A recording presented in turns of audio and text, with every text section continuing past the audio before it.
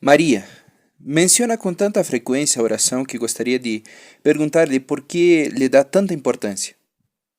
A oração nos aproxima a Deus. Veja-o deste modo. O primeiro que lhes damos aos amigos é o nosso tempo, e eles fazem o mesmo. Se não dedicamos tempo aos nossos amigos, não passará muito até que nos encontremos completamente sós e perdidos na escuridão. Assim que, quando lhe damos nosso tempo a um amigo, fazemos duas coisas: escutamos e falamos. E se queremos conservar sua amizade, escutar é mais importante que falar.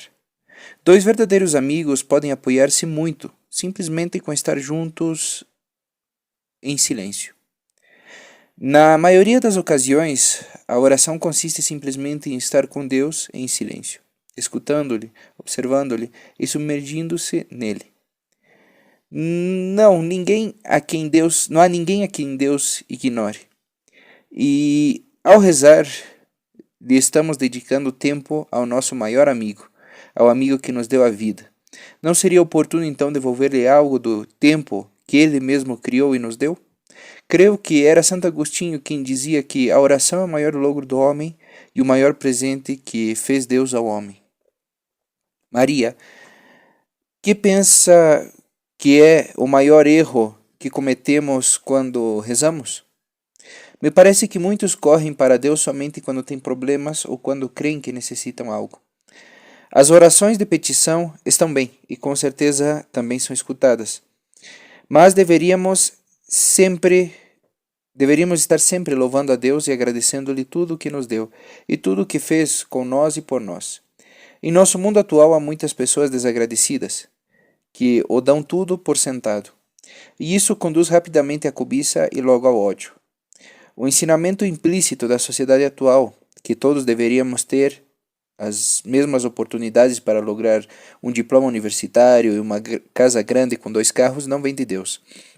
Deus revela seus maiores segredos e concede suas maiores alegrias aos mais pequenos dentre nós. Satanás promete o poder, as influências e o êxito. Deus promete paz, alegria e plenitude. A mais superficial de todas as orações é: Deus, dá-me isso, Deus, dá-me outro. Se voltamos de novo ao exemplo do amigo, quanto tempo ficaria conosco se não fazemos mais que dizer-lhe: necessito isso, dá-me esse outro?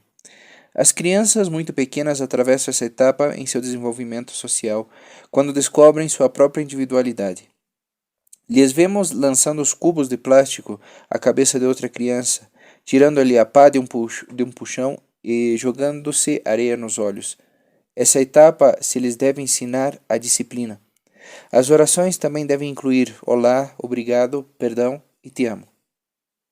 Maria, então devemos aprender a fazer oração e a desenvolvê-la? Sim, exatamente. Devemos aprender a fazê-la e a desenvolvê-la, desde nosso interior, onde Deus realiza o maior dos milagres. As pessoas verdadeiramente piedosas não dão nada por terminado e em seguida vêm, escutam e apalpam a grandeza de Deus nas coisas mais pequenas, tanto interna como externa. Ao rezar, oferecemos a Deus tudo o que temos dentro e tudo o que se encontra ao nosso redor. As crianças aprendem a falar apenas quando escutam. Isso também deveria dar-se entre a criança e Deus. Se a criança compreende que Deus está sempre ao seu lado, aprenderá rapidamente que lhe querem e que se encontra protegido. E é algo que não o pode fazer sozinho sua família e seus professores. Uma criança sensível que não conhece a Deus pode sentir-se perdida quando aprende que seus pais e seus melhores amigos também cometem erros. As crianças que se conhecem encontram o equilíbrio e são fortalecidas enormemente. São as que aprendem a relacionar-se afetivamente com todos e com tudo que tem ao seu redor. As crianças a quem se lhes nega que possa conhecer a Deus crescem com medo, o que lhes leva à necessidade de buscar o poder em status e bens materiais, e então nunca chegam a desfrutar da paz que Deus quer para todos. Não podemos culpar a Deus por como está o mundo hoje em dia. O mundo está assim como consequência de haver nos afastado dele. Tudo que nos preocupa e nos fere hoje em dia é fruto de haver ignorado a Deus. Retornemos a Ele, voltemos a rezar, e os resultados virão imediatamente. Deus é o único amigo que nunca dorme. Maria, então se devemos aprender a rezar, quer dizer que devemos começar primeiro dando pequenos passos, como fazem as crianças? Sim, exato. Sempre e quando sejamos muito conscientes de que não devemos julgar as orações. Não existem orações pequenas ou grandes, orações de sobressalente ou de suspenso. Deus é Deus, e o verdadeiro santo é quem se faz completamente humilde ante Ele. Por isso, a Madre Teresa podia dizer com sinceridade: sou muito mais pecadora que qualquer um. Maria, qual seria seu conselho para alguém que nunca fez uma oração e quer começar a falar com Deus nesta tarde? Que apague a televisão, que ignore, ou melhor, que desconecte o telefone, que vá ao seu quarto e feche a porta. A oração é o único com o qual podemos nos permitir ser completamente egoístas. Depois, em silêncio, que diga a Deus que deseja estar cerca dele. É algo que se deve fazer de maneira habitual, sem deixar que Satanás nos aparte de Deus com sua palavreria do eu. Depois que aprenda mais sobre Jesus, sua Sagrada Família e seus discípulos, são pequenos passos e constantes para entrar na presença do total amor. Logo que se ponha em um canto da habitação onde encontre a paz e o silêncio, uma imagem de Jesus ou uma cruz, ali escutará Deus mais claramente. Que volte seu coração em direção a Deus, que se entregue a Deus, somente a Deus, durante esse tempo. Você pode começar, quiçá, com 15 minutos e aumentar gradualmente o tempo, até 1 hora. Se faz oração durante um mês, nos surpreenderemos da paz e alegria que nos proporcionará. Mas devo prevenir algo. Haverão distrações que tentam nos distrair da oração e de Deus. Há que ignorá-las com tranquilidade, mas com firmeza, e simplesmente continuar com a oração. Logo, se sentimos a necessidade de mudar toda a vida, e hoje em dia o mundo está repleto desta necessidade, haverá que acudir a um bom sacerdote e dizer-lhe que nos alistamos no jardim de infância de Deus e que queremos continuar este caminho junto a outras pessoas. Para Deus, todos nos encontramos na creche. A conversão implica uma mudança de coração. A conversão significa parar tudo que bloqueia nosso caminho até Jesus. Podemos tomar então a Bíblia e levar-nos ao nosso pequeno rincão egoísta. Se oferecemos tudo a Deus e a sua Santa Mãe, em pouco tempo nos encontraremos imersos em um estado de paz. Não houve nunca uma só pessoa que em algum lugar do seu coração não sentisse a necessidade de ter paz. O próprio Deus disse: antes de que te formaras no ventre de tua mãe, te conhecia. E essa experiência que nossa alma se encontre na paz do Senhor se encontra presente em cada alma em algum grau. O melhor dos mestres para chegar rapidamente a Deus é sua mãe, que depois de tudo também foi sua mestra e guia. Se em sua igreja se ignora Maria ou se sustenta que seu papel não é necessário, então há que dizer ao sacerdote que reinstaure seu culto, ou seguir buscando até encontrar alguém que possa ajudar-nos. Existem hoje em dia, por exemplo, santuários marianos ou centros de Medjugorje praticamente em todos os estados e todos os países. Ali se pode pedir as mensagens e levar-as a casa. Se podem estudar em nosso tempo de meditação, mas não há que ir demasiadamente rápido. Meditar uma mensagem cada 3 ou 4 dias é mais que suficiente. Assim como todos crescemos, pouco a pouco, também nos iremos acercando a Jesus passo a passo com o que ela nos diz. Uma vez que hayamos dado estes pequenos passos para mudar de vida, logo nos daremos conta, e isso asseguro com todo o meu coração, do verdadeiramente importantes que são. Há que fazê-lo com o coração e não com a mente. Há muitos teólogos brilhantes que têm ainda que descobrir a Deus nas coisas mais simples e puras. Maria, dizem algo às almas do purgatório quando se dão conversões em suas famílias? Oh sim, mostra uma grande alegria e com certeza elas também ajudam no processo de conversão dos seus parentes. Maria, ao buscar uma igreja, tem alguma sugestão para quem quer buscar uma comunidade para rezar na presença de Deus? Somente uma sugestão, para acercar-se rapidamente à totalidade da verdade do Evangelho. Se devem evitar as igrejas nas quais não se fala claramente contra o aborto, também as lideradas por uma pessoa com excessiva capacitação e, portanto, com demasiado poder, e as que atacam ao Vaticano, e aquelas que levam atos sociais ao interior dos templos.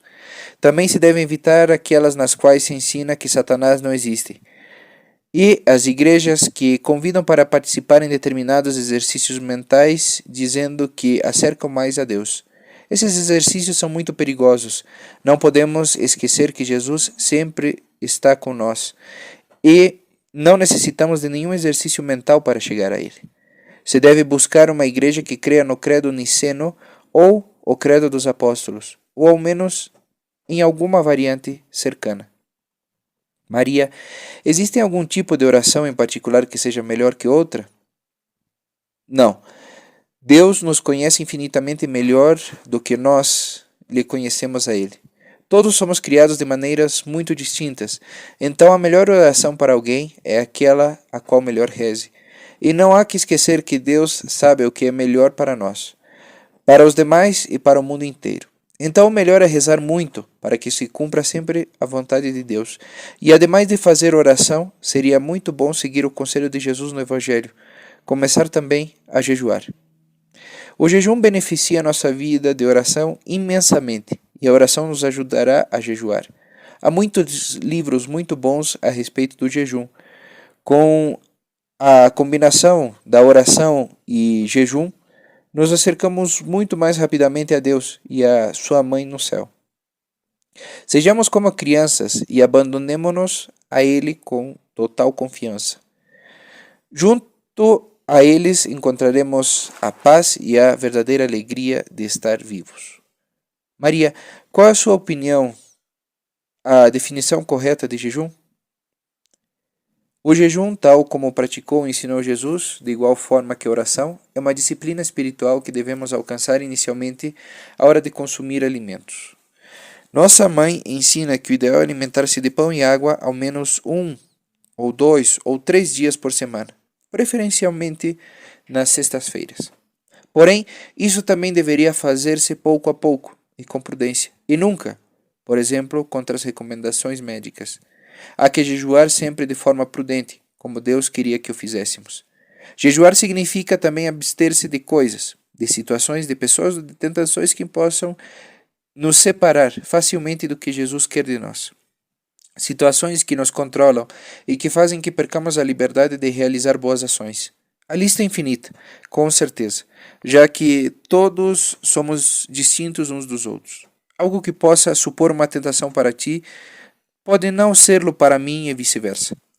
Em nosso coração sabemos mais que ninguém o que mais nos atrai e sempre devemos lutar para sermos honestos e claros para discernir o que não necessitamos.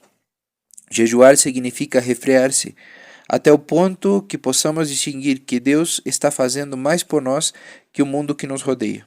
Jejuar é outra forma poderosa de se chegar a Deus, e é muito importante porque cada uma das almas é muito mais valiosa para Ele que o universo inteiro. Conheço a pessoas que jejuaram durante 7, 8 ou 9 anos de forma contínua e, quando deixaram o jejum, se haviam transformado inteiramente de uma maneira que poderia considerar-se totalmente milagrosa. O que havia feito Deus nelas não pode lograr-se mediante nenhum outro método ou ensinamento que exista no mundo. Jejuar nos ajuda a que rezar seja mais fácil, e a oração também nos faz muito mais fácil o jejum. E jejuar pelas almas do purgatório também lhes é de grande ajuda, uma ajuda pela qual nos serão eternamente agradecidas. Hoje em dia há uma grande necessidade de se fazer jejum de televisão. Assim, ajudaremos aquelas almas que não cumpriram com suas obrigações familiares ou deixaram de lado aos seus filhos. Sei que o purgatório se encontra repleto desses casos. Insisto, o valor do jejum não tem limites. Um pequeno jejum de algo traz com ele muito bem, de igual que uma pequena oração. Maria, pode dar-me um exemplo de uma pequena oração que haja marcado uma grande diferença? Sim, toda oração, por mais pequena que seja, é escutada. Deixe-me pensar. Oh, sim. E nesse caso também se trata de uma alma que veio a mim há alguns anos.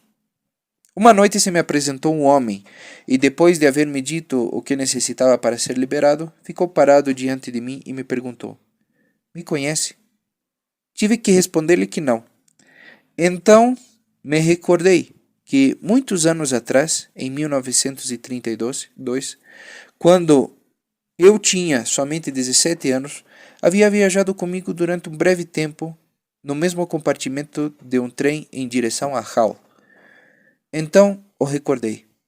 Este homem se havia queixado amargamente da igreja e da religião, e eu respondi às suas queixas dizendo-lhe que não era uma boa pessoa por criticar coisas tão sagradas. Minha resposta lhe surpreendeu, lhe irritou e me disse: Ainda é muito jovem para que possa dar-me um sermão. Então simplesmente não pude resistir em ser um pouco grosseiro e lhe gritei: Ainda assim, sou mais inteligente que você. Isso foi tudo. Se pôs a ler o diário e não disse uma palavra mais. Quando chegou a sua estação, desceu do trem e o único que fiz foi rezar baixo: Jesus, não permitas que esta alma se perda. E quando se me apresentou, me disse que essa pequena oração o havia salvado de perder-se. Maria, há algumas orações às que tenha um especial carinho? No meu caso, não realmente, mas me encanta ser testemunha do que lhes ocorre a quem descobre o que é verdadeiramente a oração. Com frequência animo a gente a que retornem a descobrir Jesus na adoração diante do Santíssimo Sacramento. É uma graça enorme e uma fonte de sanação e de milagres que foi abandonada drasticamente pelo que hoje se chama a Igreja Moderna.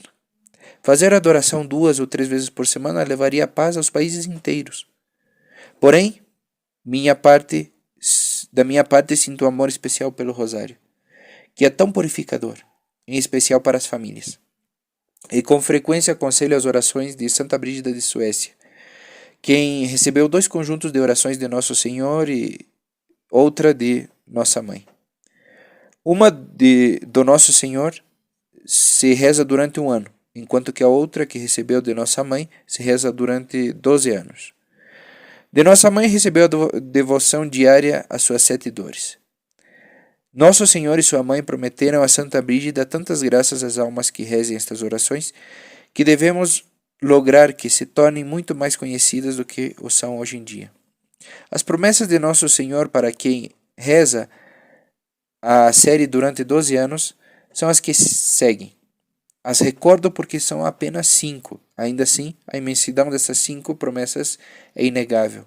A todos aqueles que rezem estas orações, Nosso Senhor promete: aquele que as reze não sofrerá no purgatório. Aquele que as reze será aceitado entre os mártires como se houvesse derramado seu sangue pela fé. Aquele que as reze pode escolher a outras 3 pessoas a quem Jesus manterá em um estado de graça suficiente para que se santifiquem. Ninguém das 4 gerações seguintes de quem reze estas orações se perderá. Aquele que as reze será advertido da sua morte em um mês antes de que ocorra. Porém, gostaria de advertir que ninguém deve pensar que alguém pode seguir vivendo como quer e que essas orações são uma garantia para ir direto ao céu. Cada um deve viver cerca da graça de Deus com toda a sinceridade enquanto reza estas orações, e desde então em diante. Porque quem pense que pode ser mais esperto que a luz de Deus, se levará uma surpresa muito incômoda quando chegue o tempo de ir até ela. Maria, as almas do purgatório podem pedir outras coisas aos seus familiares à parte das orações? Em algumas ocasiões, sim. Pode ocorrer que uma alma que encurtou sua vida por fumar muito venha pedir a um familiar que deixe de fumar por um tempo. Então, isso seria um jejum, obviamente. Maria, é bom e válido rezar pelos animais? Sim, é bom e certamente tem sentido rezar pelos animais enfermos, ainda que não tenham alma. Podemos pedir pela sua paz e saúde. Deveríamos levar a abençoá-los porque Satanás odeia tudo que nos acerca de nós ou nos ajuda. Maria, qual a importância e o significado espiritual de juntar as mãos quando rezamos? Se juntamos as mãos enquanto rezamos, Deus nos dá mais graças. Isso é o que as almas me disseram. Maria, quanto deveríamos rezar pelos demais em contraposição ao que rezamos por nós mesmos?